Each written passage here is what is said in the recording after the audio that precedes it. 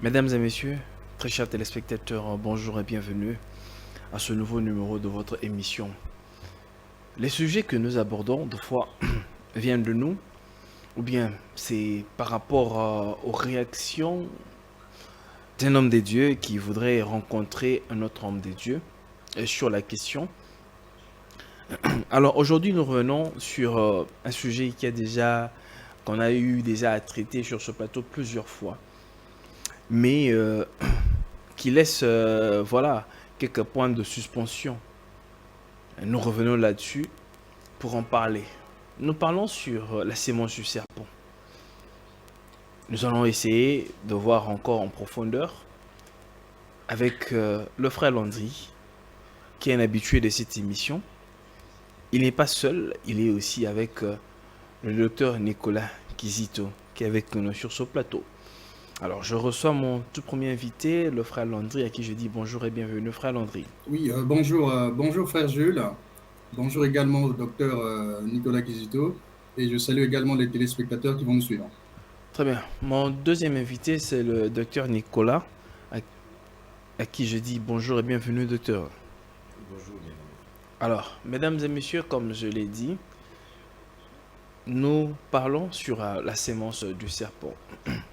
Nous allons essayer d'entrer en profondeur pour voir les contours de la sémence du serpent. Qu'en est-il?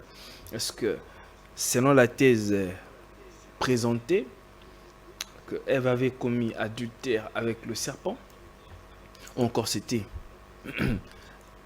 des pensées, ou encore c'était le mal sous une autre forme? Nous en parlons avec nos deux invités sur le plateau. Mon premier intervenant, j'aimerais que le frère Landry puisse prendre la main et nous expliquer et nous parler un peu de la sémence du serpent dans 5 minutes. Frère Landry, je parie que vous êtes là. Alors, parlez-nous un peu de la sémence du serpent. Qu'en est-il de la sémence du serpent? Nous aimerions comprendre parce que plusieurs ne comprennent peut-être pas cette notion, la sémence du serpent. On lit seulement la sémence du serpent. Alors, vous avez 5 minutes pour nous faire un exposé de qu'en est-il de la sémence du serpent. Ok, d'accord. La semence du serpent, c'est un enseignement qui est beaucoup répandu et dans lequel il y a beaucoup de confusion. Euh, il y a des églises qui disent que le serpent est le descendant biologique que Caïn est est l'enfant biologique du serpent.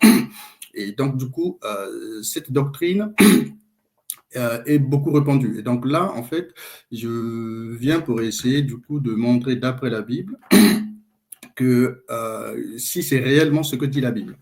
Donc, je vais commencer en disant que si je prends quand on prend par exemple l'Église du Message, l'Église du Message enseigne que Caïn est l'enfant biologique du serpent. Donc, selon eux, il y a deux postérités sur Terre.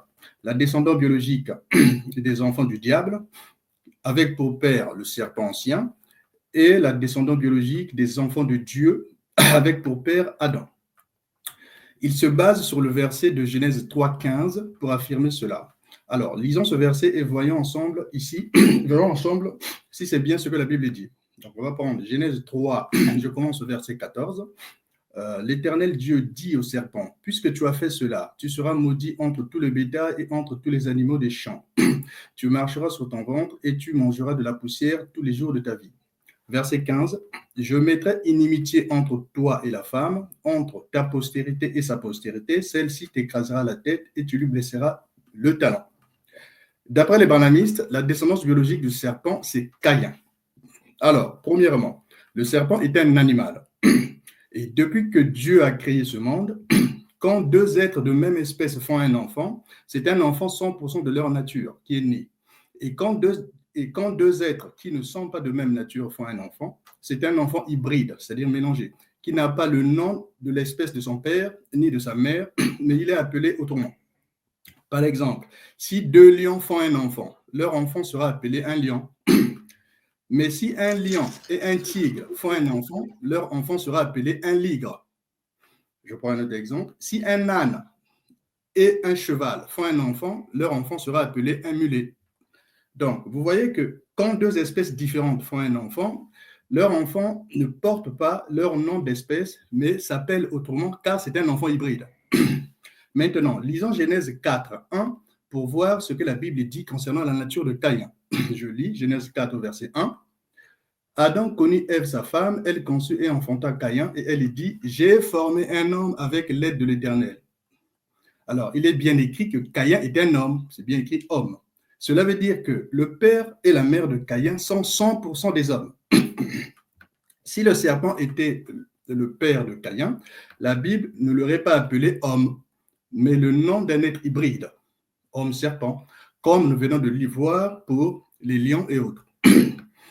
Une autre chose qui est mal comprise concernant l'interdiction de Dieu, concernant l'interdiction de Dieu de manger le fruit de l'arbre, manger ici n'a pas de rapport avec le sexe.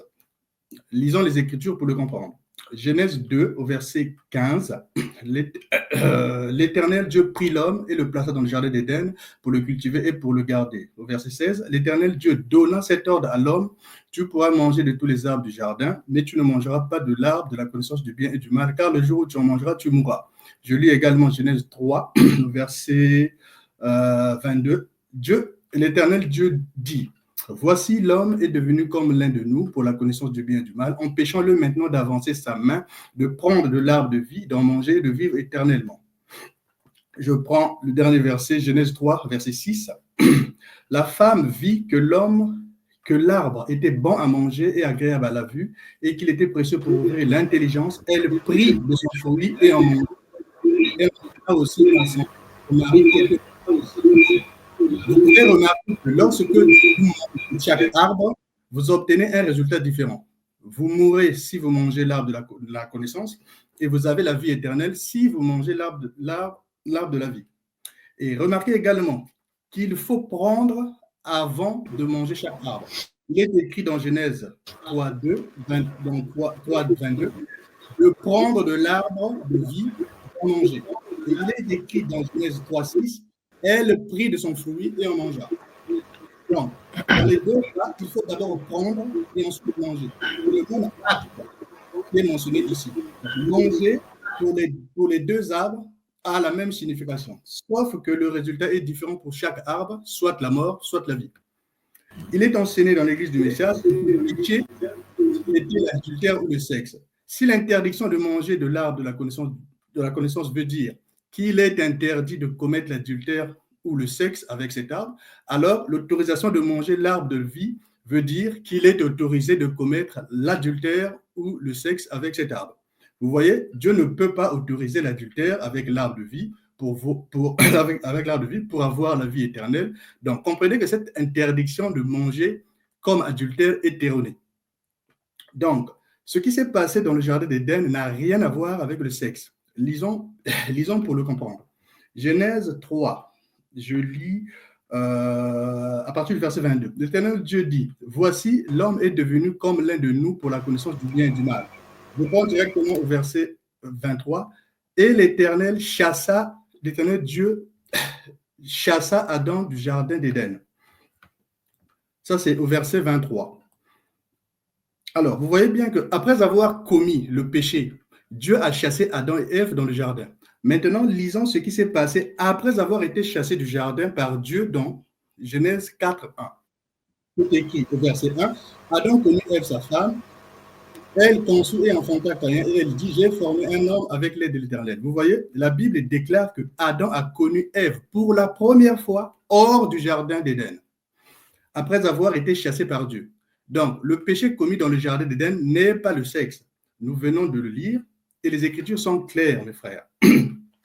Voici encore un autre élément qui montre que le péché du jardin n'est pas l'adultère ou le sexe comme enseigné dans l'église du message. Je dis Romains 5. À partir du verset 14. Cependant, la mort a régné depuis Adam jusqu'à Moïse, même sur ceux qui n'avaient pas péché par une transgression semblable à celle d'Adam, lequel est la figure de celui qui devait venir. La Bible dit que la mort a atteint ceux qui n'ont pas péché par une transgression semblable à celle d'Adam, c'est-à-dire le péché d'adultère. Selon selon les branhamistes. Vous voyez, la Bible dit que nous n'avons pas commis le même péché qu'Adam, mais nous mourrons quand même. L'homme se multiplie aujourd'hui par le sexe et beaucoup commettent l'adultère. Mais Paul dit que nous n'avons pas commis le même péché qu'Adam. Donc, le péché commis dans le jardin d'Éden n'est pas l'adultère ou le sexe, puisque les hommes ont déjà commis l'adultère dans le passé et les gens continuent de commettre le péché d'adultère jusqu'à aujourd'hui. Je finis en ajoutant ceci. Toujours sur la doctrine. Très bien. D'accord. Je peux m'arrêter par là pour commencer, il n'y a pas de souci. Ouais, et chuter par là. Ah, d'accord, ok, ça marche. Je finis alors par ce verset. D'accord. Oui. Donc, je finis en ajoutant ceci, toujours sur cette doctrine qu'il y aurait deux lignées sur Terre, les enfants biologiques d'Adam et les enfants biologiques du diable ou du serpent ancien. Lisons Romains 9 au verset 6-8 pour apporter une réponse biblique à cette confusion. Que dit Romains 9 à partir du verset 6? La parole de Dieu aurait-elle échoué? Non. En effet, ce n'est pas tous ceux qui descendent du patriarche Israël qui constituent Israël. Écoutez bien. Hein? Et ceux qui descendent d'Abraham ne sont pas tous ses enfants. Car Dieu dit à Abraham, c'est la postérité d'Isaac qui sera appelée ta descendance. Cela veut dire, écoutez bien, cela veut dire que tous les enfants de la descendance naturelle, c'est-à-dire biologique d'Abraham, ne sont pas enfants de Dieu. Nous avons entendu cette déclaration. Les branhamistes enseignent qu'il y a deux lignées sur Terre, les enfants biologiques de Dieu par Adam et les enfants biologiques du diable par le serpent. Abraham est de la descendance biologique d'Adam, donc la lignée des enfants de Dieu selon la théorie des branhamistes. Nous venons de lire dans la Bible que tous les enfants d'Abraham ne sont pas enfants de Dieu. Et les enfants de Dieu ne le sont pas par descendance naturelle ou biologique. C'est ce que Paul nous dit ici. Alors, il y a confusion entre Paul et Branham. À votre avis, qui des deux est dans l'erreur? Réponse par la Bible. Lisons ce que Paul dit. L'apôtre des païens dans 1 Thessaloniciens 2, verset 3, il dit « Car notre prédication ne repose ni sur l'erreur, ni sur les motifs impurs, ni sur la fraude. » Vous voyez, Paul affirme que ses prédications n'ont pas d'erreur. Et Paul est un vrai apôtre de Dieu confirmé dans la Bible. Donc l'erreur se trouve forcément du côté de frère Branham. Autre chose qui montre que cette doctrine est un mensonge, toute la descendance de Caïn avait péri lors du déluge. Seul Noé et sa famille furent sauvés. Donc, vous ne voyez pas que c'est un mensonge, car dire qu'il y a la descendance biologique de Caïn sur Terre, c'est un mensonge, car aujourd'hui, il n'y a plus de descendance de Caïn sur Terre, puisque tous ont péri lors du déluge. Je peux m'arrêter par là pour commencer. Très bien. Merci beaucoup, frère Landry. Alors, docteur Nicolas, vous avez suivi en long, en large comment le frère Landry a exposé. Il a pris tout son temps à lire les versets, à démontrer, pour dire que c'est une doctrine fausse qui n'a pas de fondement dans la Bible. Il a dit aussi que la sémence de Caïn n'existe plus parce que tout a été exclu ou bien radié au déluge. Alors, vous avez la parole et ramassez tout ce que le frère Landry a dit. Je crois que la méthodologie qu'il a empruntée pour développer son point de vue correspond plutôt à une méthodologie purement et essentiellement évangélique. Vous voyez, quand on veut évangéliser quelqu'un, quand on veut amener quelqu'un à Christ, quand on veut amener quelqu'un dans la foi, il y a des choses qu'on peut lui présenter en ne lui présentant que le lait de la parole. Mais quand on veut s'imposer le devoir de sonder les Écritures en vue de comprendre ce qui paraît plus profond que ce qui est sur la surface de la lettre, n'est-ce pas? On ne peut pas se permettre de lire superficiellement tous les écrits qu'il vient de déballer sous la plume de l'apôtre Paul. Vous comprenez? D'abord, voici comment il présente sa thèse dans la première argumentation. Il a commencé par dire que si Caïn était un hybride, Genèse chapitre 4 ne l'appellerait pas homme lorsque Ève a dit que j'ai fait un homme avec l'aide de l'Éternel.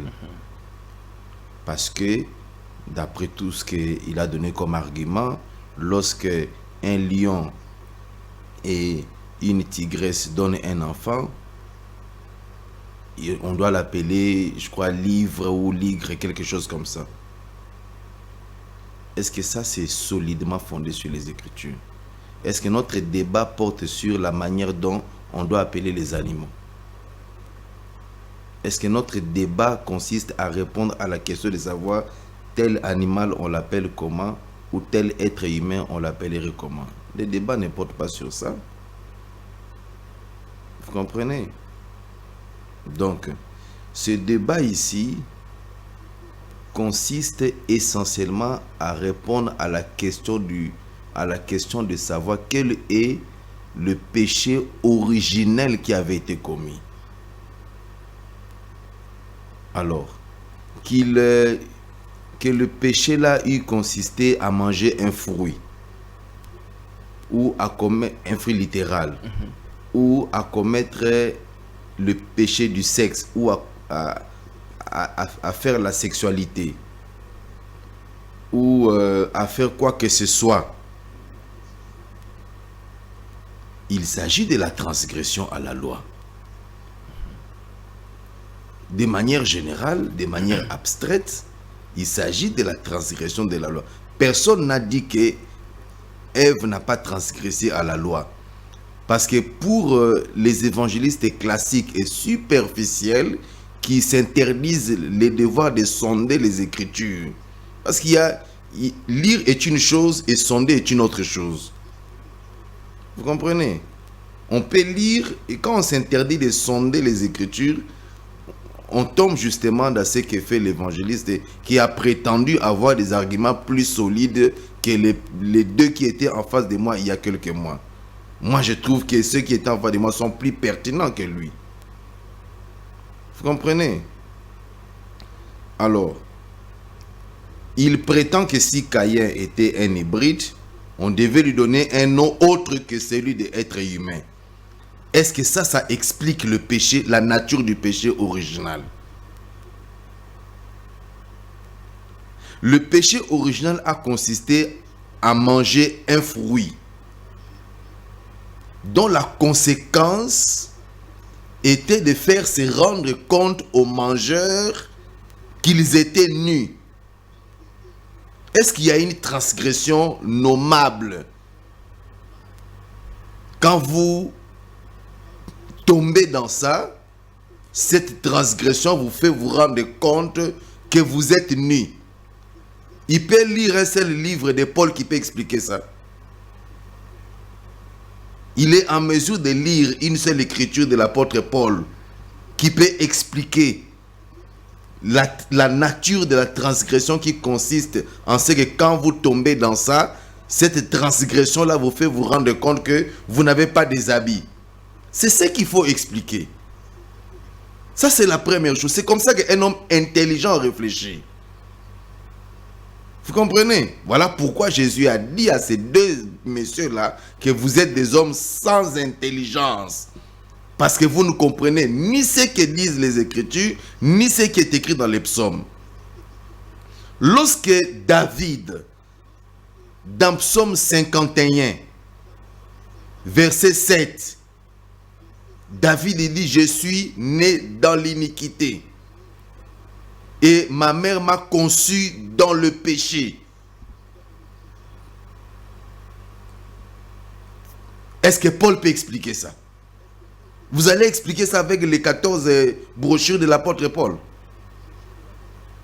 Les 14 brochures de l'apôtre Paul sont en mesure de vous fournir des explications sur ce que David dit dans Psaume 51, verset 7. « Je suis né dans le péché, je suis conçu dans l'iniquité. » Concevoir, ça veut dire kozwazemi.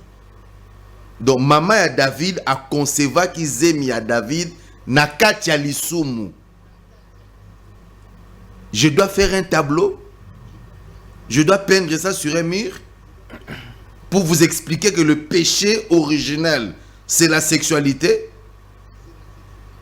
Je dois descendre si bas au point de ne pas être pudique devant la télévision pour vous expliquer la manière dont on conçoit un enfant? Donc, ça c'est la première chose. Les frères, il vous dit que le péché a été commis en dehors du jardin d'Éden. Mais d'où est-ce qu'il ramasse ça? Est-ce que le fait qu'il lise les résumés de Genèse chapitre 4, Genèse chapitre 4 est un résumé de ce qui s'est passé dans le jardin d'Éden. Donc même le style avec lequel l'écrivain a élaboré le livre de la Genèse, les évangélistes classiques ne savent pas le pénétrer. C'est pourquoi j'ai dit que lire est une chose, sonder est une autre chose. Vous comprenez? Nous avons débattu la fois passée. Lui qui a prétendu avoir des arguments plus profonds que les co-débatteurs qui étaient en face de moi il y a quelques mois. Les débats portaient sur Genèse chapitre 4. J'avais démontré la fois passée que dans Genèse chapitre 4, Adam a connu sa femme 2 fois. Et que de ces 2 actes sexuels, il y a eu 3 enfants qui sont nés. Est-ce que l'apôtre Paul a expliqué ça dans les épîtres qu'il a lues là? Les épîtres qui viennent de lire sont des épîtres dont le contenu n'a qu'un caractère très évangélique. Ce ne sont pas des épîtres de nature à étudier profondément les secrets qui étaient contenus dans le jardin d'Éden. Lorsque le roi Salomon, dans Cantique des Cantiques chapitre 4, il assimile sa fiancée à un jardin. Tu es un jardin fermé, ma soeur, ma fiancée. Au milieu de toi, il y a tel fruit, des aromates, des troènes, le nard, les citronnelles, les cinnamomums. Est-ce que Paul peut expliquer ce genre de profondeur? Voilà pourquoi Salomon a dit que la gloire de Dieu, c'est de cacher des choses. Et la gloire des rois, c'est de sonder les choses qui sont cachées. Jésus, en venant sur la terre, il est venu par une conception virginale. Il y a une raison pour laquelle Jésus est venu par une conception virginale. Parce que la conception naturelle est une conception consistant au péché. Le péché original, c'est la sexualité. Que vous soyez marié ou que vous ne soyez pas marié, toute naissance vient par la voie du péché. Parce que le sexe a été l'objet du péché original. Voilà pourquoi le Rédempteur, en venant sur la terre, devait venir en dehors de cet élément qui était à la base du péché. Jésus est venu en dehors du sexe. Lorsque le Créateur du ciel et de la terre, dans le jardin d'Éden, il constate que ce péché a été commis, c'est-à-dire que le serpent a donné à Ève le fruit défendu, et Ève en a mangé. Et quand son mari est arrivé, elle en a donné aussi à son mari. Voilà, c'est ça le schéma. Le serpent donne à la femme la sexualité, et quand son mari vient, elle, à son tour, donne à son mari la sexualité. Et quand ils commettent ils transgressent la loi de Dieu, consistant à interdire à la consommation du sexe, le fruit qui était défendu, Dieu descend, il prononce une sentence correspondant au péché qui avait été commis. Il a dit à Ève, puisque tu as mangé cela, il n'a pas dit que désormais tu auras des douleurs sur tes dents, ou désormais tes dents vont pourrir. Mais la grossesse que tu viens d'avoir, tu l'enfanteras avec douleur. C'est de ça qu'il s'agit. Très bien. C'est à ce genre de questions qu'il faut répondre pour paraître plus profond que ceux qui ont été en face de moi il y a 2 mois. Pas se donner la peine de commencer à lire les livres de l'apôtre Paul lui-même Paul qui a dit clairement que moi, Paul, je connais en partie. Et je prêche en partie.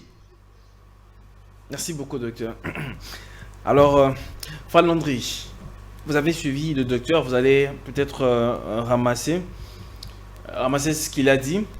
Mais prenons Proverbe 30, 20. Il est dit, telle est la voix de la femme adultère. Elle a mangé, puis elle se couvre la bouche et dit qu'elle n'a pas mangé. Comment Ève, après avoir mangé le fruit, découvre, c'est-à-dire Adam et Ève, après avoir mangé le fruit,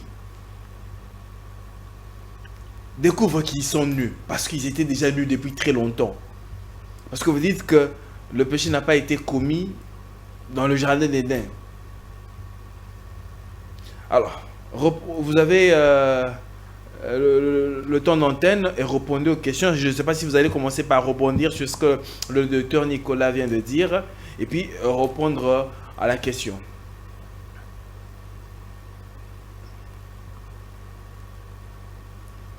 Ève, sa femme. Donc, ils étaient hors du jardin, en dehors du jardin. Donc, à l'intérieur du jardin, ce mot connu-là n'a pas été précisé. C'est juste qu'ils ont écrit manger. Par contre, ce sont les frères qui interprètent que manger veut dire coucher. Hein. D'accord? Mais quand vous lisez l'histoire, c'est bien après avoir été chassés du jardin qu'ils ont été connus. Il faut lire, hein, c'est ce qui est écrit. Après, l'interprétation qu'il donne, ça c'est lui qui donne. Ça c'est libre à chaque croyant, à chaque chrétien de croire. Mais l'Écriture ne dit pas ça. L'Écriture dit que c'est après déjà. Et c'est après avoir été chassés que Adam a connu sa femme pour la première fois. Maintenant, quand il dit que comment ils ont su qu'ils étaient nus, comment ils ont su qu'ils étaient nus, mais c'est écrit dans le même livre. Je vais le lire. Donc, Genèse 3. Donc, on va lire. Alors, je vais lire à partir du verset 9. Genèse 3, 9. C'est écrit. Mais l'Éternel Dieu appela l'homme et il dit, oui. Permettez. Vous allez continuer. Mais il y a quelque chose là que je voulais que vous puissiez bien fixer parce que vous dites que Adam et Ève ont commis adultère ou bien ils ont mangé le fruit après que le Seigneur ou bien Dieu les ait chassés du jardin d'Éden. Est-ce que vous avez une écriture claire, nette que vous pouvez nous donner pour que nous puissions lire que l'acte ou bien le fait d'avoir mangé le fruit s'est passé après que le Seigneur les a chassés du jardin? Ah, ben justement, c'est pas ce que j'ai dit. J'ai dit connu, j'ai pas dit manger le fruit. Hein. Manger le fruit, ça s'est fait dans le jardin. Oui. Tu veux bien, moi je respecte l'écriture. Manger le fruit, c'était dans le jardin. D'accord? Une fois qu'ils ont mangé ce fruit-là, après Dieu les a chassés. D'accord? Une fois avoir chassé, c'est bien écrit hein, qu'ils étaient chassés, il a même mis les chérubins pour protéger l'arbre de vie, pour éviter que l'homme puisse prendre l'arbre de vie. Et c'est après avoir été chassés, quand ils sont hors du jardin, c'est là où, pour la première fois, c'est marqué que Adam a connu Ève, sa femme. Donc, ça veut dire que le péché dans le jardin d'Éden, ça n'a rien à voir avec le sexe. Je ne sais pas si je me fais comprendre. D'accord? Donc, manger de l'arbre est connu, c'est pas la même chose d'après les Écritures. D'accord? C'est différent quand quelqu'un vient donner son interprétation. Est-ce que ce verset-là existe où il est indiqué que Adam a connu sa femme après avoir été chassé du jardin d'Éden? Parce que vous avez insisté trop sur après avoir été chassé du jardin d'Éden. Justement, et lisez en bas là, une fois qu'ils ont été chassés là, dans Genèse 3, 22, c'est bien. Non, c'est pas écrit. On s'est contenté de dire Adam connut Ève, sa femme. Non, je dis, il les chassa. On n'a pas dit là-bas qu'après avoir été chassé du jardin d'Éden, Adam connut Ève, sa femme. C'est pas écrit. C'est pas écrit, mais quand vous lisez, il les a chassés d'abord. Alors, reconnaissez d'abord que ce n'est pas écrit et que vous avez voulu faire croire à l'opinion que c'est écrit. Parce que lorsque la Bible, lorsque la Bible dans le livre d'Apocalypse, dans la chronologie des événements apocalyptiques, chaque fois quand le Saint-Esprit a voulu indiquer que tel événement se passe après tel autre événement, la Bible dit après ces choses. Alors, Frère Nicolas. Après ces choses. Un instant, parce que ça c'est très dangereux. C'est de l'amalgame. Vous allez Non, parce vous allez prendre la qu'il va parole. continuer avant. J'enlève d'abord ça, et puis il va continuer. J'enlève d'abord le fait que dans Genèse 4, il est indiqué que c'est après qu'ils eurent été chassés du jardin d'Éden que Adam connut Ève, sa femme. Dans le livre d'Apocalypse, lorsque le Saint-Esprit veut indiquer que tel événement s'est déroulé après tel autre événement, la Bible l'indique toujours. Vous allez lire par exemple dans Apocalypse chapitre 4, donc un chiffre correspondant au chapitre qui pose problème dans le livre de Genèse. Dans Apocalypse 4, quand le Saint-Esprit veut indiquer que tel événement s'est déroulé après un autre événement, on dit après cela. Quand vous allez plus loin, on dit encore après cela. Dans Apocalypse 7, on dit après cela. Vous allez plus loin, on dit après cela. Pourquoi dans le livre de Genèse, le Saint-Esprit qui a voulu mettre dans la tête de l'évangéliste que c'est après du jardin d'Éden que Adam a connu Ève? C'est une fausseté. Dieu n'a jamais dit ça. Je vous ai dit que Genèse 4 était résumé Très bien. de ce qui s'est passé dans Genèse 3. Là, il prend vraiment mon temps de parole. Alors, Falandré, vous avez la parole. Je vous ajoute les minutes. Si vous voulez, ce que je dis là, je n'invente rien. Hein. C'est-à-dire qu'il y a ce qu'on appelle lire ce qui est écrit et venir donner son interprétation. Quand on lit l'histoire, Adam et Ève a mangé le fruit. Quand vous descendez au verset 22, là, au verset 22, non, je vais prendre le verset 23, là, du Genèse 3, c'est bien écrit, l'Éternel Dieu le chassa du jardin d'Éden pour qu'il cultivât la terre d'où il avait été tiré. Au verset 24, c'est écrit, c'est ainsi qu'il chassa Adam, et il mit à l'orient du jardin d'Éden les chérubins qui agitent une épée flamboyante pour garder le chemin de l'arbre de vie. Donc, il le chasse. Et quand vous prenez la suite, c'est Genèse 4, 1. C'est là où c'est indiqué maintenant. Adam connut Ève, sa femme, et ainsi de suite, ainsi de suite. Ça veut dire qu'il a connu pour la première fois. Pas la suite. Non, Genèse 4 n'est pas la suite de Genèse 3. Genèse 4, c'est le résumé de ce qui s'est passé dans Genèse 3. Ça, c'est votre interprétation. Voilà. Donc, par rapport à ce qu'on lit. Alors, c'est votre interprétation de dire que c'est la suite. Ce n'est pas la suite. Ce n'est pas la suite. C'est le résumé de ce qui s'est passé dans Genèse chapitre 3. Ok, bon, sinon je vais perdre beaucoup de temps, mais moi je dis ce qui est écrit. D'accord? Après, chacun est libre de donner son interprétation. Non, ce n'est pas écrit que c'est la suite. Ne dites pas que c'est la suite parce que ce n'est pas écrit. Ce n'est pas écrit que c'est la suite. Ce n'est pas non plus écrit que Genèse chapitre 4 est venu après Genèse chapitre 3. Ce n'est pas écrit. C'est un mensonge. En tout cas, c'est la suite de l'histoire d'après l'écriture. Moi, je respecte l'écriture. D'après l'écriture, c'est la suite de l'histoire. D'accord? Non, ce n'est pas la suite de l'histoire.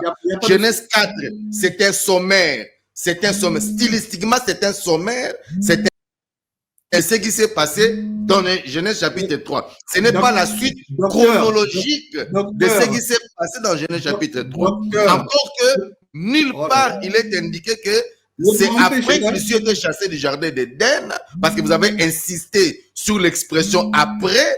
Nulle part il est indiqué que c'est après qu'ils ont été chassés du jardin d'Éden que Adam a connu Ève, sa femme. Si c'est comme ça que vous avez l'habitude de le mettre dans la tête des gens, il faut l'enlever immédiatement en pleine émission. Si vous me dites que c'est comme ça que vous interprétez ça, docteur, je peux vous le concéder.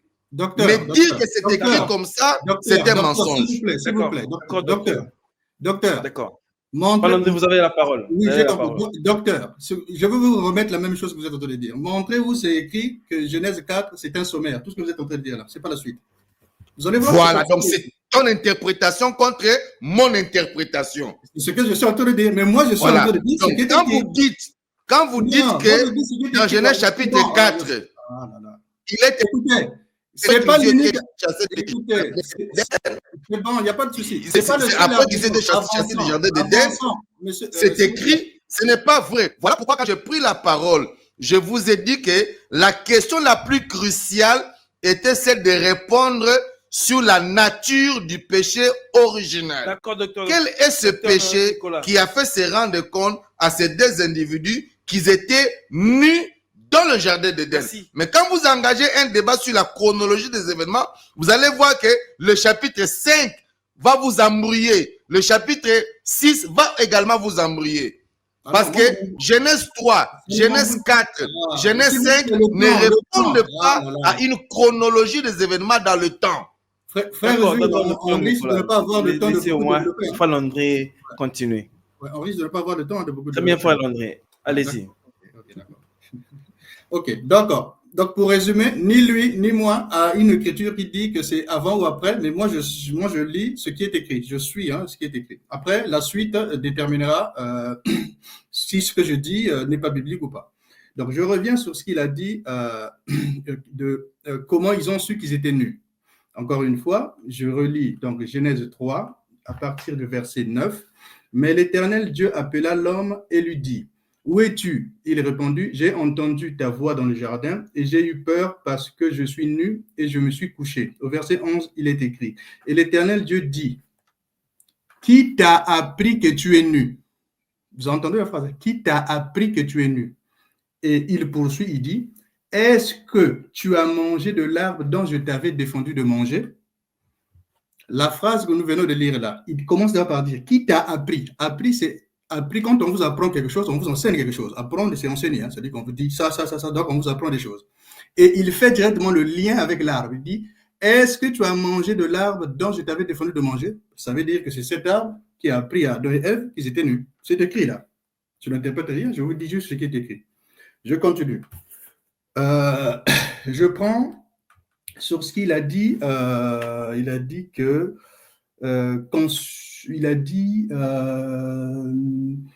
la dernière fois, il avait lu Genèse pour parler de deux connus. Ils sont connus et il n'y a eu qu'un enfant. Il a essayé d'expliquer qu'il y avait qu'un enfant, c'est-à-dire que deux connus, trois enfants. D'accord? Donc, pour lui, le fait que dans Genèse 4, il est écrit deux connus et du coup, il y a eu trois enfantements. Je vais le lire des versets qui vont lui montrer que ce n'est pas ce que ça veut dire. Alors, je vais lire Genèse 30, à partir du verset 17. Dieu exauça Léa, qui devint enceinte, et enfanta un cinquième fils à Jacob. Je lis au verset 19. Léa devint encore enceinte, et enfanta un sixième fils à Jacob. D'accord? Et au verset 21, c'est écrit: ensuite, elle enfanta une fille. Ici, il est mentionné que Léa est tombée enceinte 2 fois, mais il y a 3 naissances. Donc, si on suit votre théorie, donc Dina est la jumelle d'Isaacar ou de Zabilan. Vous savez bien que c'est faux, hein? Mais pourtant, c'est bien écrit que Léa était enceinte 2 fois, mais là, il y a 3 naissances. C'est juste pour vous montrer que l'argument de Genèse que vous venez de dire, là, 2 enfantements, 2 connus, 3 enfantements, je vais vous montrer encore avec un verset que ce n'est pas ce que ça veut forcément dire. Nous allons lire un autre verset. 1 Samuel 2, au verset 21, c'est écrit: lorsque l'Éternel eut visité Anne, elle devint enceinte et elle enfanta, écoutez bien, elle devint enceinte et elle enfanta 3 fils et 2 filles. Donc, ici, cette femme est tombée enceinte une seule fois, mais 5 enfants sont nés. Vous allez nous dire que ces 5 enfants sont des quintuplés. C'est-à-dire que ces enfants sont nés le même jour. Donc, comprenez que la Bible ne précise pas systématiquement une grossesse pour chaque enfantement. D'accord? La parole de Dieu ne soutient pas votre théorie. Votre enseignement est un pur mensonge. Je viens de vous donner les mêmes exemples que vous enseignez dans Genèse 4 et dans d'autres Bibles, dans d'autres versets, il y en a aussi. Je prends un dernier. Genèse 38. Il y en a un dernier encore. Genèse 38. Verset 2. Là, Judas vit que la fille d'un Cananéen nommé Séchoua, il a pris pour femme et elle alla vers elle. Elle devint enceinte et elle enfanta un fils qu'elle appela Er. Verset 4. Elle devint encore enceinte et elle enfanta un fils qu'elle appela Onan. Verset 5. Elle enfanta de nouveau un fils qu'elle appela Shelah. Ici, cette femme est tombée enceinte 2 fois. Et il y a 3 enfants qui sont nés. Donc, selon votre théorie, Onan et Shelah seraient donc des jumeaux. Malheureusement pour vous, il est précisé dans Genèse 3 et dans Genèse 38, 11 du même chapitre. Après la mort de Onan, Judas dit à Tamar, la veuve, d'attendre que son frère Sheila soit grand.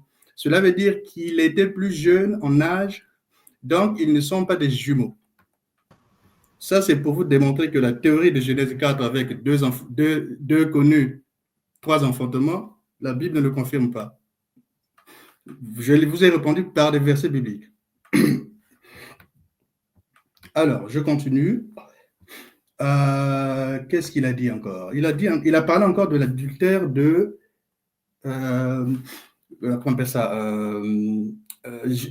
Conçu un enfant là, de David. Là. Il est né dans l'iniquité, hein, conçu dans l'iniquité et conçu dans le péché. Hein, ce que David dit, comme quoi il est né dans le péché et conçu dans l'iniquité. Voilà. Je veux vous lire la même chose dans la Bible. C'est dans Psaume 51, ce qu'il dit là se trouve dans Psaume 51. Je veux le lire dans la Bible des peuples. Parce que des fois, il y a un problème de version de Bible, mais les gens ne le comprennent pas. Alors, je lis à partir du verset 1. Au maître de chant, donc Psaume de David, verset 2, quand le prophète Nathan est venu le trouver après qu'il fut allé vers Bethsaba, c'est-à-dire quand il avait commis son adultère avec Bethsaba, la femme d'Uri, au verset 3, aie pitié de moi, ô Dieu, dans ta beauté, dans ta grande tendresse, efface mon péché. Verset 4, lave-moi complètement de ma faute, purifie-moi de mon péché. Au verset 5, car je connais mes actions mauvaises, mon péché est devant moi sans relâche. Au verset 6, contre toi, toi seul, j'ai péché, ce qui est mal à tes yeux, et je l'ai fait. Ainsi, tu es juste dans ta sentence. Nul ne peut te critiquer lorsque tu juges. Au verset 7, écoutez bien, il dit, j'étais mauvais déjà à la naissance. Quand ma mère m'a conçu, le péché était là. Donc, il parle du péché qu'il a commis avec Bathsheba, il parle de l'adultère qu'il a commis avec Bathsheba. Ça n'a rien à voir avec ce qui s'est passé dans le jardin d'Éden. La phrase dit bien, le péché était là. Donc, c'est un problème de version. Vous comprenez? Donc, quand il veut lier ça avec ce qui s'est passé dans le jardin d'Éden, ça n'a rien à voir. Donc, voilà, j'ai répondu à ces 3 questions. Maintenant, je peux poursuivre sur ce que je voulais dire par la suite. Donc, tout à l'heure, j'ai démontré ça. Maintenant, je vais... on va parler donc du coup. Donc, ça, alors, je prends donc la suite.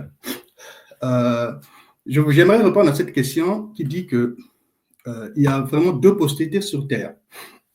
Donc, comme je l'ai dit tout à l'heure, dans l'église du message, ils se basent sur Genèse 3.15 pour justifier qu'il y a 2 postérités. Donc, je relis vite fait Genèse 15. Je mettrai inimitié entre toi et ta femme, entre ta postérité et sa postérité. Celle-ci t'écrasera la tête et tu lui blesseras le talon. Ici, Dieu parle-t-il de la postérité biologique ou spirituelle? Suivez-moi bien. Lisons les versets suivants pour le comprendre. Genèse 17, je prends à partir du verset 5.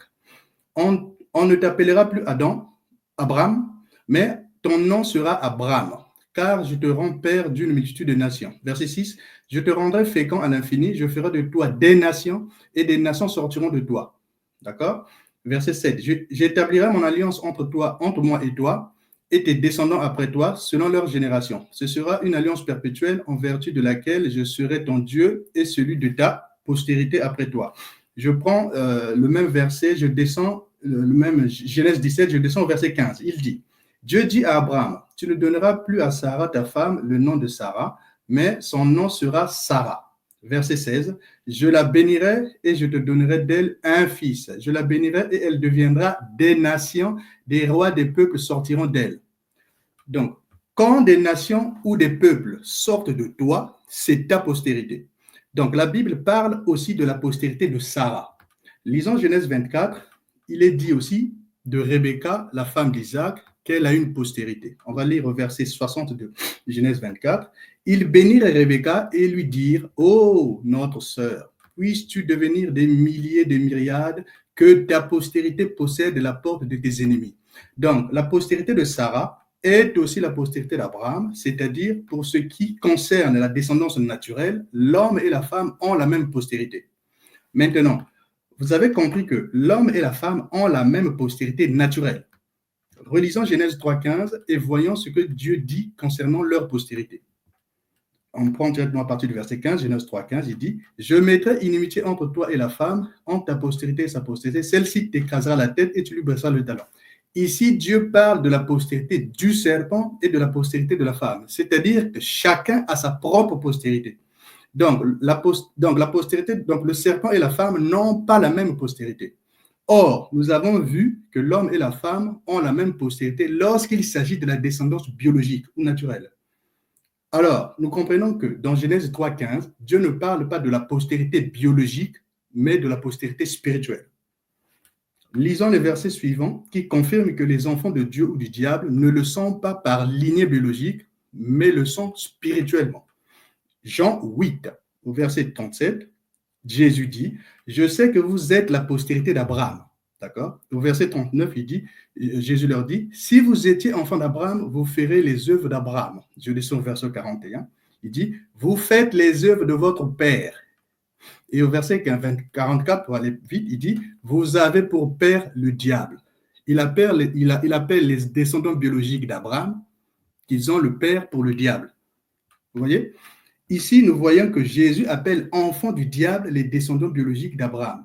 Nous comprenons qu'on est enfant de Dieu ou du diable par les œuvres et non par lignée biologique comme enseigné par les branhamistes. La postérité du diable ou du serpent existe. Cela est écrit dans 1 Jean 3, on peut le lire à partir du verset 10. C'est par là que se font reconnaître les enfants de Dieu et les enfants du diable. D'accord? Donc, la postérité du diable existe. Elle est spirituelle, mais pas par descendance biologique. Caïn est donc le fils du diable par ses mauvaises œuvres, mais est le fils biologique de Caïn. Cela est écrit aussi dans Genèse 4. Je le lis dans la Bible français courant. Genèse 4, verset 1, écoutez bien. De son union avec Adam, son mari, Ève devint enceinte. Je ne sais pas si vous avez suivi. De son union avec Adam, Ève devint enceinte et mit au monde Caïn. C'est bien écrit que Caïn est né suite à leur union, c'est-à-dire à la relation sexuelle entre Adam et Ève, pas avec une autre personne. Donc, il n'y a aucun doute là-dessus. OK? Je continue. Maintenant, concernant le péché commis dans le jardin d'Éden, si vous dites que le serpent ne rampait pas avant, mais c'est suite à la malédiction, c'est une mauvaise compréhension, car Dieu avait achevé la création au 7e jour. Donc, modifier la forme corporelle du serpent revient à créer une nouvelle espèce. Et la Bible ne mentionne nulle part que le serpent avait une autre forme avant la malédiction. Si le serpent marchait avec 2 ou 4 pattes avant la malédiction, alors il devait ramper aujourd'hui avec ses 4 membres comme le crocodile. De même, si c'était le seul animal qui parlait avant la malédiction, il serait le seul animal qui parlerait aujourd'hui, car Dieu ne l'avait pas retiré sa capacité à parler. C'est écrit nulle part. Remarquez également, l'homme et la femme ont péché tous les deux en mangeant chacun le fruit de l'arbre. Je finis par là. La condamnation de la mort a atteint chacun parce que tous les deux ont péché. Or, le cas du serpent est différent. Seul le serpent mâle a péché. La femelle du serpent n'était pas présente ce jour-là et n'a commis aucun péché dans le jardin d'Éden. La malédiction ne concernait pas la femelle du serpent. Donc, le serpent femelle a conservé sa forme corporelle depuis sa création. Et c'est celle que nous voyons aujourd'hui. Le serpent mâle a la même forme que le serpent femelle aujourd'hui qui n'avait pas été maudit. Là, c'est un livre que vous êtes en train de lire ou bien c'est toujours la Bible? Je suis en train de... Non, je suis en train de dire par rapport à la Bible. Est-ce que la Bible a maudit la femelle du serpent? Non. Très bien. Par contre, je finis juste. Par contre, Dieu a maudit l'homme et la femme parce que les deux ont péché. Donc, la malédiction a atteint les deux. Pour le serpent, ce n'est pas le cas. La femelle n'était pas là. Très bien. Donc, la malédiction ne concerne que la Merci femme. beaucoup. Voilà. Vous avez récupéré vos minutes, tout ça là. Je vous ai vraiment laissé le temps de bien exposer. Alors, docteur, vous avez suivi ce que le frère Landry a dit. Oui, ce sont des âneries. Parce que quand vous prenez Genèse chapitre 4 et Genèse chapitre 38, auquel il a fait allusion pour essayer de dénaturer ce qui est contenu dans Genèse chapitre 4. C'est pas la même chose. Ce n'est même pas écrit de la même manière. Quand vous lisez Genèse chapitre 38, auquel il est en train de faire allusion, on vous dit, en ces temps-là, Judas s'éloigna. Judas vit une fille, il prit pour la femme. Et elle alla vers elle. Ça veut dire, il l'a connue. Et elle devait enceinte et enfanta un fils qu'elle appela Er. Elle devait encore enceinte. Voilà. Quand on dit elle devait encore enceinte, ça veut dire qu'il l'a connue pour la deuxième fois. Mais c'est différent de Genèse chapitre 4, où on vous dit que Adam connut Ève sa femme, et dans cette même connaissance-là, elle enfante un enfant qu'elle appelle Caïn. Elle enfante encore un enfant qu'on appelle Caïn. Ça, c'est le premier tableau de la première connaissance. Au verset 25, on dit Adam connut encore sa femme. Ce n'est pas la même chose que ce qui est écrit dans Genèse chapitre 32. C'est ça les dangers quand on se réfère à des livres qu'on a ramassés par-ci par-là, qui n'ont pas été élaborés avec suffisamment de scrupules et de lucidité. Vous comprenez?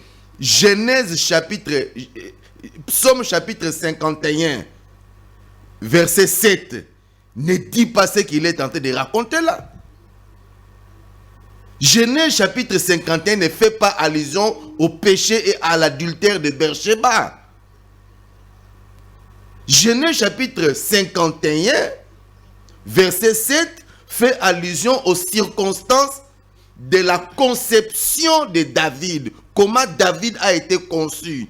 Pas du péché de Beersheba. Beersheba était la femme de Uri, qui était un soldat de l'armée de David.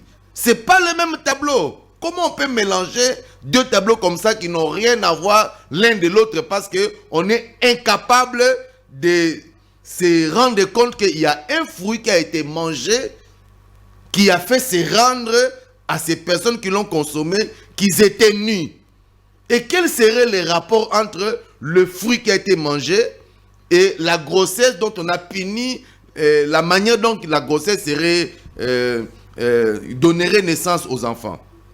Il n'y a pas de rapport. Pourquoi Jésus serait venu en dehors du sexe si le sexe n'était pas le péché original?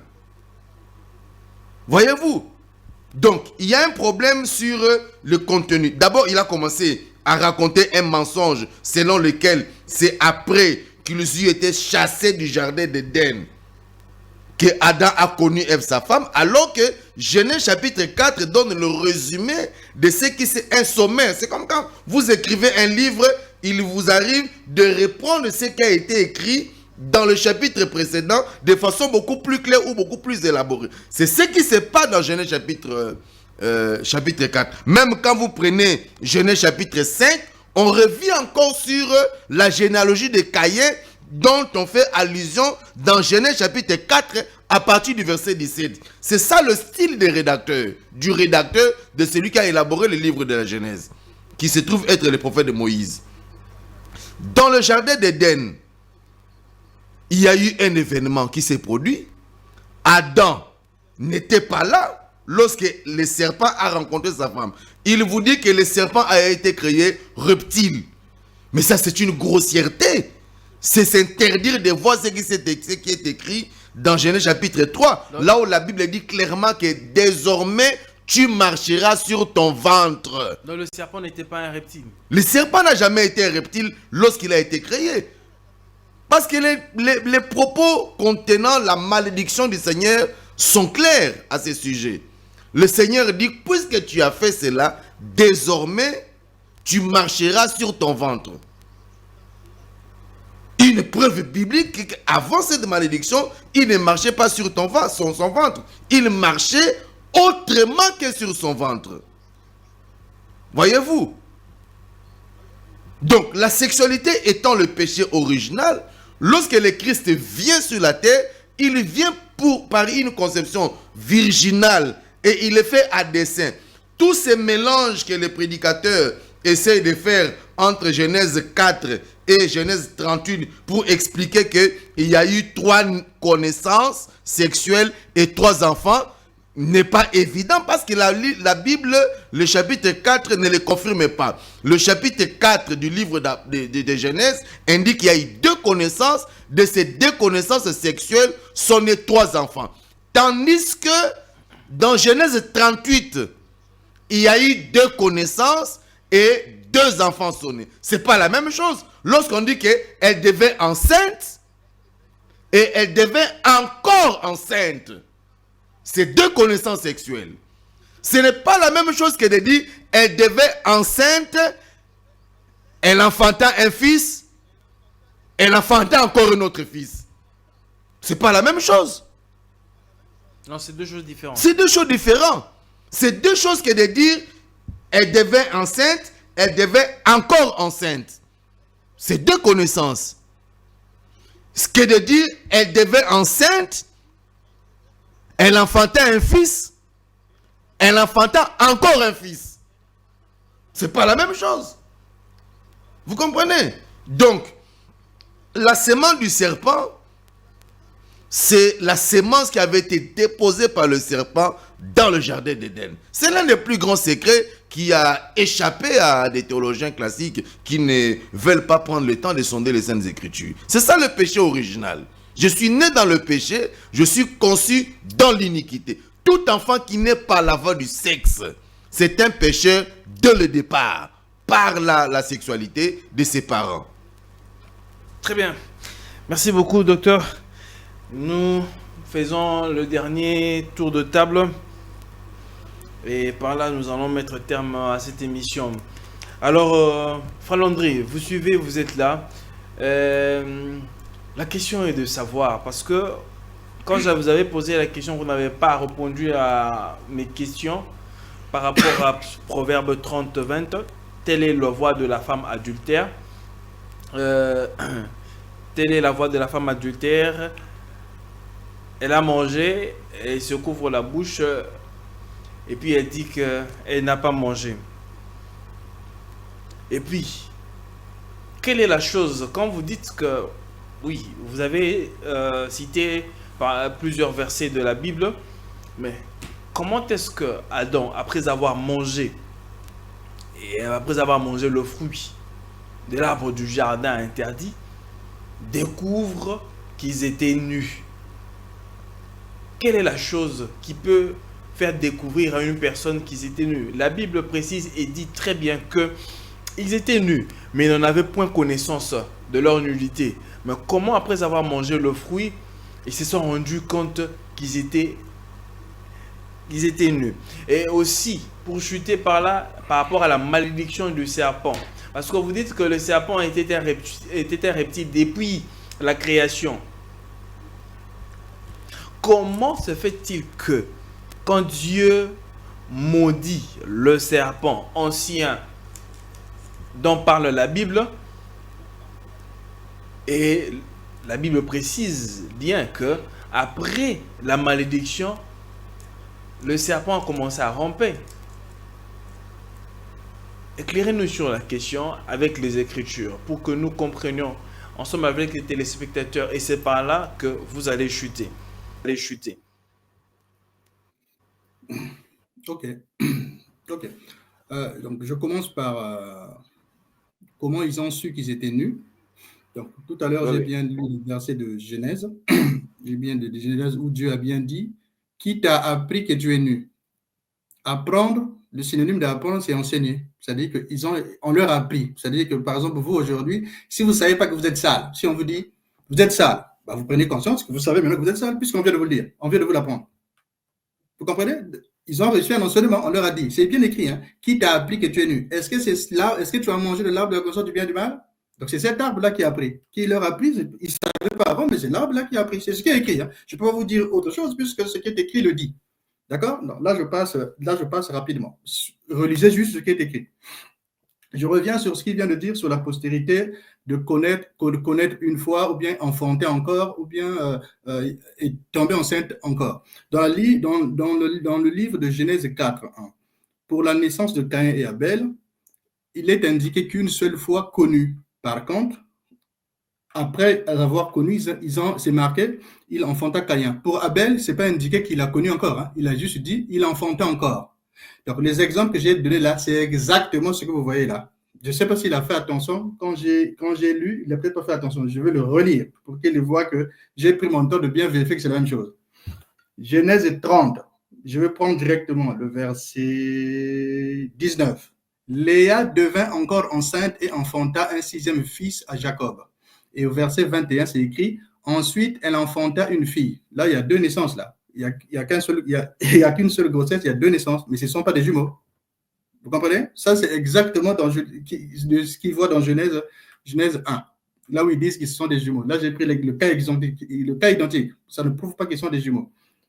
J'ai lu également pour Anne qui est devenue enceinte une seule fois. 5 enfants sont nés. Ce n'est pas marqué, hein, enfants connus encore, machin. 5 enfants. Ça, il n'a même pas réagi là-dessus. Je le mets en face de leur enseignement pour dire que la Bible ne confirme pas ce que vous dites. Si vous venez dire que c'est notre interprétation, on a compris ça comme ça, d'accord. Mais quand vous dites que c'est l'Écriture qui dit, là, je vous mets l'Écriture. Donc, vous allez être là à accepter l'Écriture de Genèse et à refuser l'Écriture, une autre Écriture. Ce n'est pas comme ça la Bible. La Bible, il faut tout prendre. Donc, pour valider quelque chose, Dieu doit le confirmer partout. Voilà. Ça, c'est pour le dernier aussi que j'ai encore pris, le Genèse 38. Je vais directement prendre à partir du verset 4, c'est marqué. Elle devint encore enceinte et enfanta un fils qu'elle appela Onan. Et au verset 5, c'est écrit, elle enfanta de nouveau un fils. Il est marqué, vous connaissez là. C'est pareil que pour Genèse 4, 1. Elle enfanta encore Caïn. Elle enfanta de nouveau un fils. Nouveau, c'est encore. Qu'est-ce qui est différent là? Vous comprenez? Donc, essayez de changer votre raisonnement. Ça ne tient pas. Si vous dites que c'est une révélation pour vous, oui. Mais venez pas nous dire que c'est ce que dit la Bible. Là, je vous remets la même chose. Je vous remets la même chose et vous n'arrivez pas, vous pouvez pas le prouver avec la même chose. C'est pas ce que ça veut dire. D'accord? Donc, Caïn et Abel, c'est 2 enfants, mais ce ne sont pas des jumeaux. D'après la Bible et d'après les mêmes cas de versets que vous prenez, là, je vous remets la même chose. Donc, moi, je ne vous parle qu'avec la Bible. Je ne viens pas avec mes raisonnements. Je vous lis que les versets. C'est à vous de vous battre avec les versets. Si vous n'avez pas pris le temps de vérifier, au moins, vous aurez le temps d'aller bien regarder. Je passe. Alors, je reviens encore. Voilà, pour Bathsheba, parce qu'il a parlé aussi de Bathsheba, là, en disant que pour l'iniquité de David, c'était pas ça, c'est pas la même chose. Mais la Bible, c'est pas des versets. Tu vas prendre un verset au milieu, mais il faut lire le livre depuis le début, ça perd de quelque chose. Quand vous prenez depuis le verset 1, quand vous lisez, c'est bien en rapport avec le péché qu'il a commis avec Bathsheba. C'est bien écrit dans la Bible où je vous ai dit, là, dans le verset 7. J'étais mauvais déjà à la naissance. Quand ma mère m'a conçu, le péché était là. Il parle de quel péché? Le péché était là. Il parle du péché qu'il a commis. Et puisqu'il demande que Dieu puisse lui pardonner. Relisez depuis le début. Je ne sais pas. Enfin, la Bible, ce n'est pas des versets. Si vous prenez au milieu, vous allez vous embrouiller. Et ceux qui ne prennent pas la peine de regarder depuis le début pour bien comprendre tout, ils vont croire que ce que vous dites, c'est ça. Ça n'a pas de rapport. Hein. Relisez juste depuis le début. Voilà. Alors, je remonte et je vais aussi parler d'un autre point qui aussi cause beaucoup de soucis. Ça concerne la postérité d'Adam. La postérité d'Adam, on va parler de la postérité d'Adam parce qu'ils expliquent aussi que le nom Caïn n'est pas le fils d'Adam parce que son nom ne se trouve pas dans la postérité d'Adam. Ça aussi, c'est une mauvaise interprétation. Je vais vous montrer la même chose pour vous montrer que c'est pas ce que la Bible dit. Hein. Donc, ça, c'est votre interprétation. On va prendre Genèse 11, vous allez voir dans la postérité de Sem. Dans la postérité de Sem, la postérité de Sem, Genèse 11 à partir du verset 10, et ça va jusqu'au verset 26, hein, pour aller vite. À la fin, à la verset 26, verset 26, c'est écrit Téra, âgé de 70 ans, engendra Abraham. Donc, ça dit que la postérité de Sem va jusqu'à Abraham. D'accord? Et dedans, il marque, je lis juste le premier nom qui intéresse, après pour bien comprendre. Au verset 12, au verset 10, il dit Sem, âgé de 100 ans, engendra Arpachad, 2 ans après le déluge. D'accord? Et ainsi de suite, quand vous lisez, ça arrive jusqu'à Abraham. Dedans, là, le nom Arpachad, il n'y a que le seul nom Arpachad. Donc, si on comprend cette postérité, c'est comme si Sem avait seulement un seul enfant qui s'appelle Arpachad.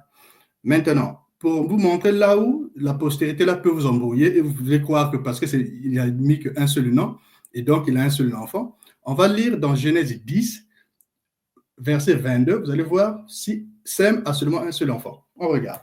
Au verset 22, c'est écrit, les fils de Sem furent, comptez bien le nombre, hein, Élam, Azur, Arpachad, qui est marqué dans la postérité là, Lud et Aram.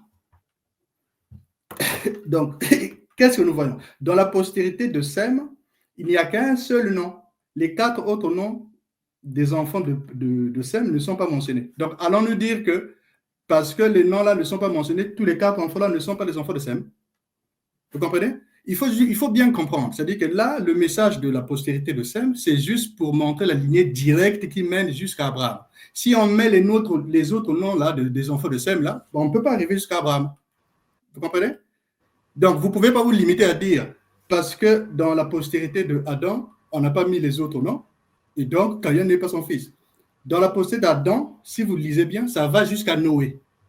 Ce n'est que par 7 qu'on peut arriver jusqu'à Noé. Si on met le nom de Caïn, on ne peut pas arriver jusqu'à Noé. C'est la même chose. Donc, si on Oui, oui, dites-moi. Oui, je vous écoute. Caïn est le fils d'Adam.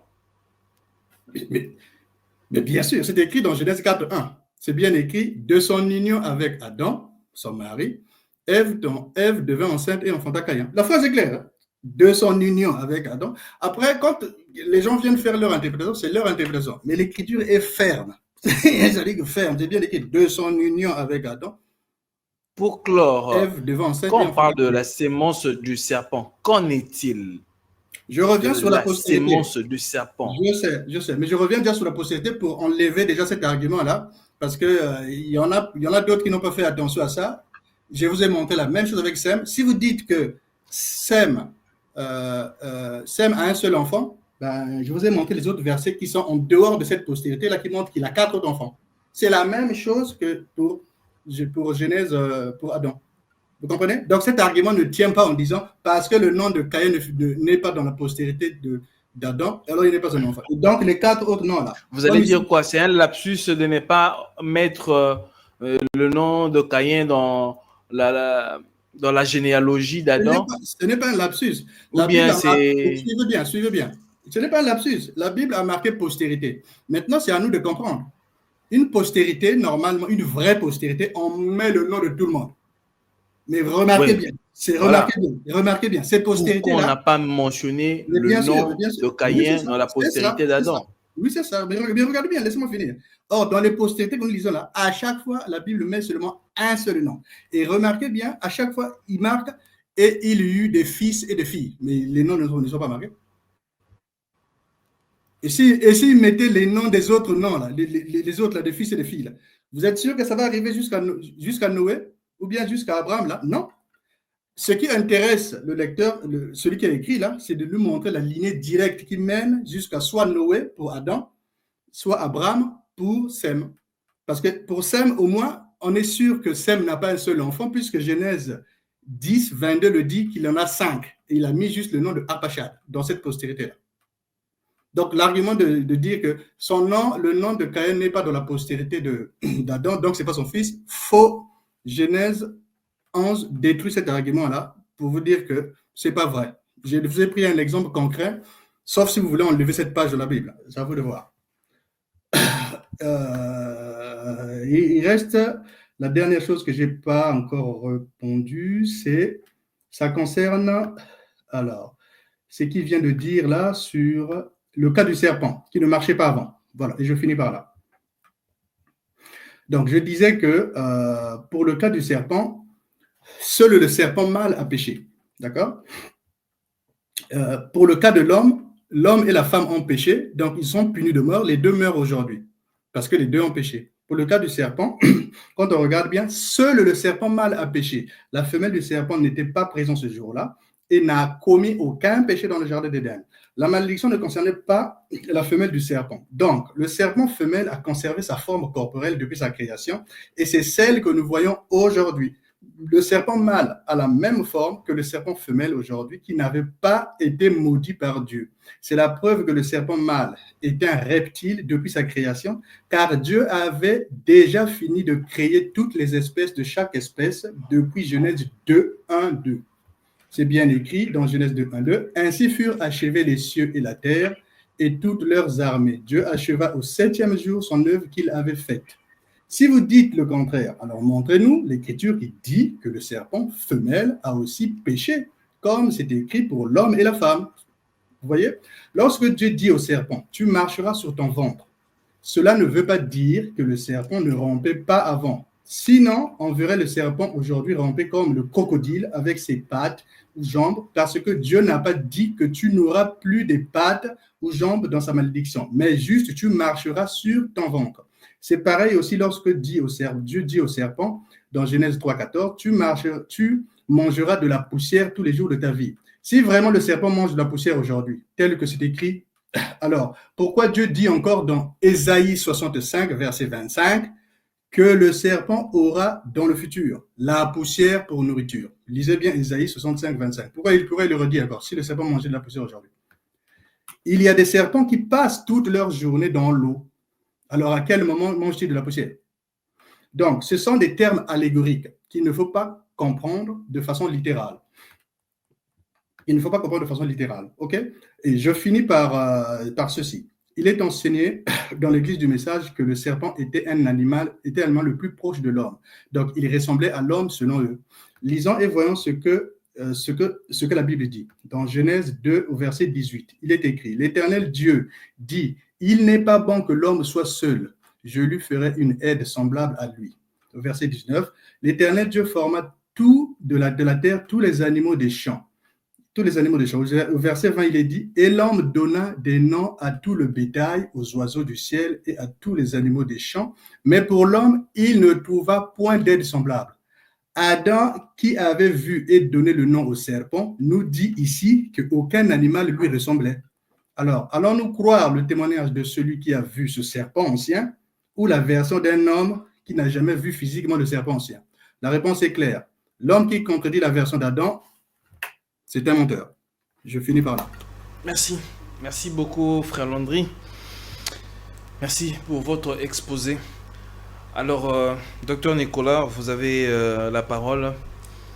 Et c'est par là que vous allez aussi conclure pour mettre terme à cette émission. Vous avez suivi tout ce que le frère Landry a dit. Oui, vous avez entendu le frère en train de justifier la prise de conscience de la nudité d'Adam et Ève en se basant sur le fait qu'ils ont appris qu'ils étaient nus. C'est pas ça la réponse d'Adam. C'est-à-dire qu'on pose la question à Adam et Adam répond, il donne une réponse à Adam, à Dieu. Mais le frère, il argumente comme si la réponse d'Adam n'existait pas dans la Bible.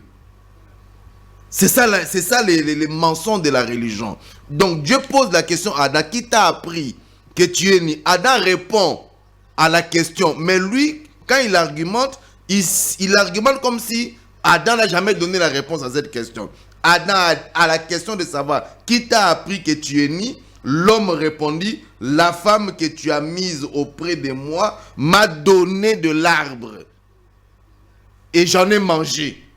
C'est comme ça que Adam a appris qu'il était né. C'est en mangeant le fruit défendu.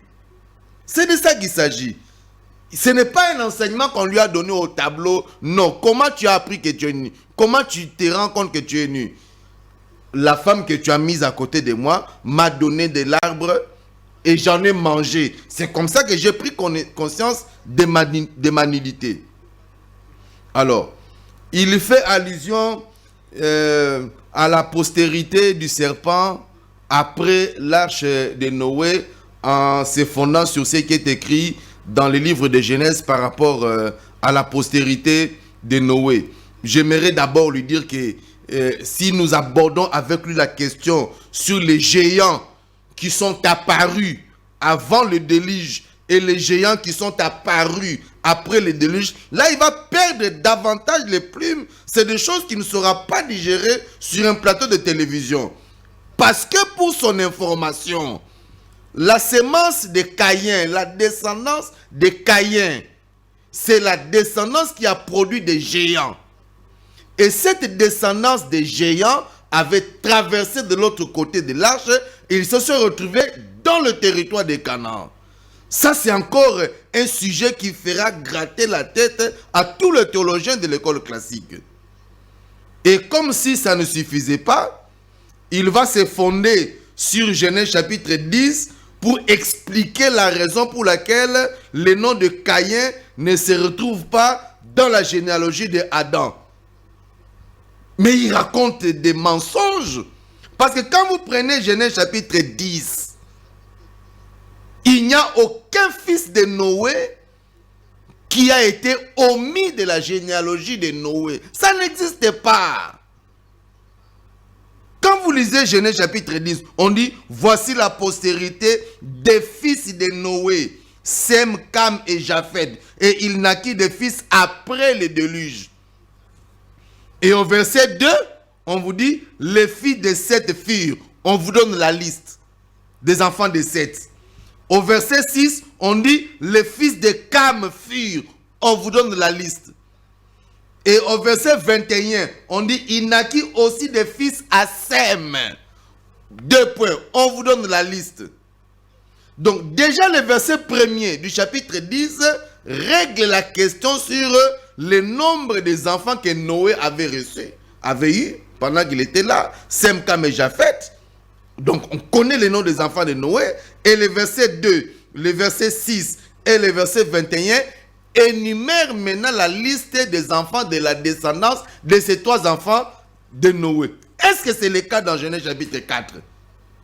Est-ce que dans Genèse 4 ou dans Genèse 5, vous avez un endroit où il est indiqué Adam, de Adam naquit Caïn et Abel? C'est pas écrit. La Bible s'est contentée de dire Adam connut Ève sa femme et elle enfanta Caïn et Abel. Mais c'est vérifiable même dans la situation actuelle de certains cas en Suède, en Norvège, où un mari, un monsieur a connu sa femme. Vous comprenez, frère Jules? Un monsieur en Norvège, il a connu sa femme, mais quand ils vont à la maternité, c'est 2 enfants qui naissent. Mais la médecine l'a démontré. Un monsieur en Norvège, il connaît sa femme. Quand ils vont à la maternité, c'est un blanc. Le monsieur est blanc. Quand ils vont à la maternité, après qu'il eut connu sa femme. Mais quand il arrive à la maternité, c'est 2 enfants qui naissent, un noir et un blanc. Un bébé noir et un bébé blanc. Le frère Landry dit qu'il a parlé plutôt des enfants de Sem dans Genèse chapitre 10, verset 22. Non, dans Genèse chapitre 10, on ne parle pas seulement des enfants de Sem. Il veut créer de l'amalgame. Dans Genèse chapitre 10, on commence d'abord au verset 1er. Le verset 1er dit, voici la postérité des fils de Noé. Sem, Cam et Japheth. Il leur naquit des fils après le déluge. Le verset 2 donne la liste des enfants de Japheth. Le verset 6 donne la liste des enfants de Cam. Et c'est le verset 21 qui donne la liste des enfants de Sem. Donc, prétendre que dans le livre de Genèse, il va couper 20 versets qui sont venus avant le verset 22 pour démontrer que Dieu n'a fait allusion qu'à la descendance de Sem, c'est une hérésie, c'est une ruse diabolique. Ce n'est pas biblique. Avant le verset 22, où on donne la liste des enfants de Sem, il y a 21 versets qui viennent avant ça, dans lesquels vous voyez d'abord la liste des enfants de Japheth, ensuite la liste des enfants de Cam. Ce n'est qu'après, au verset 21 et 22, qu'il y a la liste des enfants de Sem. Vous comprenez? Donc, résolvons maintenant la question de Zaboulon et de Dina. Est-ce qu'il a lu un seul verset de la Bible où la Bible n'a pas reconnu que ces 2 enfants étaient des jumeaux? Est-ce qu'il a cette écriture-là qui démontre que Zaboulon n'était pas jumeau de Dina? Est-ce qu'il a ces versets-là? Est-ce qu'il y a des versets de la Bible qui démontrent qu'après que la femme à laquelle il a fait allusion dans les livres de Samuel, qui a donné naissance à 5 enfants, après n'être connu qu'une seule fois par un homme, que ces 5 enfants n'étaient pas des jumeaux? Est-ce qu'il a lu ces versets-là? Il ne faut pas qu'il tire des déductions, des conclusions qui n'auront aucun soubassement de la Bible. Encore que ces cas-là ne résout pas notre problème de Genèse chapitre 4, où il est clairement indiqué que Adam a connu Ève, sa femme. De cette connaissance sexuelle sont nés 2 enfants. Mais on n'a pas dit que ces 2 enfants sont les enfants d'Adam. Cette écriture n'existe pas. Je viens de vous donner un exemple en Norvège qui atteste qu'un monsieur blanc qui avait sa femme légitime, qu'il a connue sexuellement une fois, mais à la maternité, ces 2 enfants qui sont nés, dont l'un était noir et l'autre était blanc. Ces blancs-là n'ont pas pu produire 2 spermatozoïdes de races différentes. C'est scientifiquement et bibliquement erroné. La seule explication plausible et justifiable, c'est que cette dame-là avait un amant qui était de race noire. Elle trompait son mari avec un monsieur qui était de race noire. C'est ainsi qu'il y a eu insémination, n'est-ce pas, des 2 spermatozoïdes dans une même personne. C'est de ça qu'il s'agit. Et c'est exactement ce qui s'est passé dans le jardin d'Éden. Et dire que devant les gens que le serpent ne rampait pas, en tout cas, moi je ne sais pas comment expliquer cela beaucoup plus intelligemment que ce que la Bible explique déjà, parce que la Bible est formelle en disant que le serpent était un animal qui parlait. Et le serpent a parlé avec la femme d'Adam. Non seulement le serpent parlait, le serpent ne marchait pas sur son ventre. Je m'attendais à ce que dans sa conclusion, qu'il nous dise comment le serpent marchait, avant qu'il n'eût commencé à marcher avec son ventre. À cette question, il ne saura pas donner une réponse. Merci beaucoup, docteur Nicolas. Je vous en prie. Je dis merci à vous tous qui nous avez suivis. On se retrouve très prochainement. Que la paix soit avec vous et que Dieu vous bénisse. Au revoir.